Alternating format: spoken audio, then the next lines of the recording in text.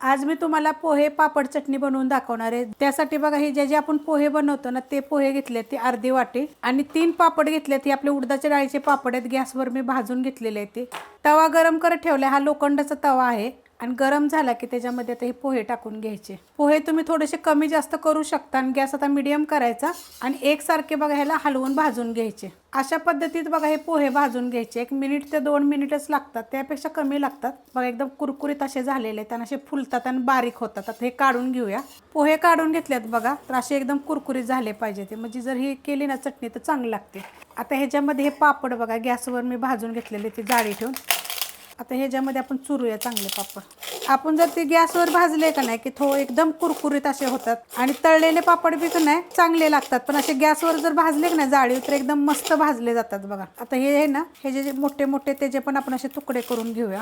बघा अशा पद्धतीने मी तुकडे करून घेतलेले, ते एकदम बी चुरा असा करायचा नाही। पोहे बघा तसेच तसे आहेत। थोडंसं साधारण पोह्याचा चुरा होऊन द्यायचा नाही, तर जास्त होऊन द्यायचा नाही। पापडच फक्त आपले असे बारीक करून घ्यायचे। आता ह्याच्यामध्ये आपल्याला काळं मीठ टाकायचे।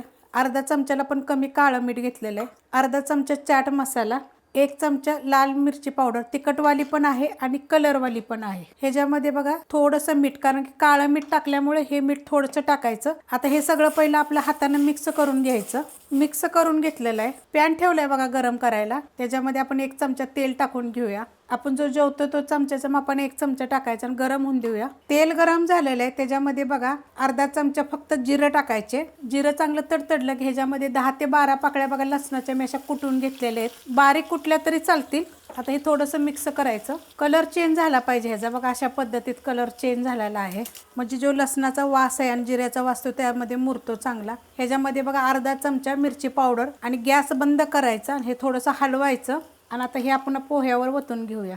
आता हे सगळीकडे असं वतून घ्यायचं बघा आणि हे हलवून घ्यायचं लागलीच। बघा असं मिक्स करून घ्यायचं। मस्त बघा अशी चव लागते, तुम्ही करून बघा। जेवताना जेवाय बसायच्या टायमाला जर केली तरी चालेल आणि ही अशाच पद्धतीची तुमचे 8 दिवस पॅक बंद डब्यामध्ये राहील। सॉफ्ट बिफ्ट होणार नाही, पोहे म्हणा पापड म्हणा बिलकुल सॉफ्ट होणार नाही। आणि जर तुम्हाला ह्यात अजून बदल करून जर खायचे असेल तर ह्याचे काय करायचे, अर्धी घ्यायची आणि ह्याच्यामध्ये कांदा टमाट तुम्ही मिक्स करा, थोडासा लिंबाचा रस जरी पिळला तरी चालेल। असं मिक्स करून कोथिंबीर वगैरे टाकून सुद्धा तुम्ही खाऊ शकता। रेसिपी बघितली की लाईक करा, सबस्क्राईब करा, कमेंट करा आणि शेअर बी करा।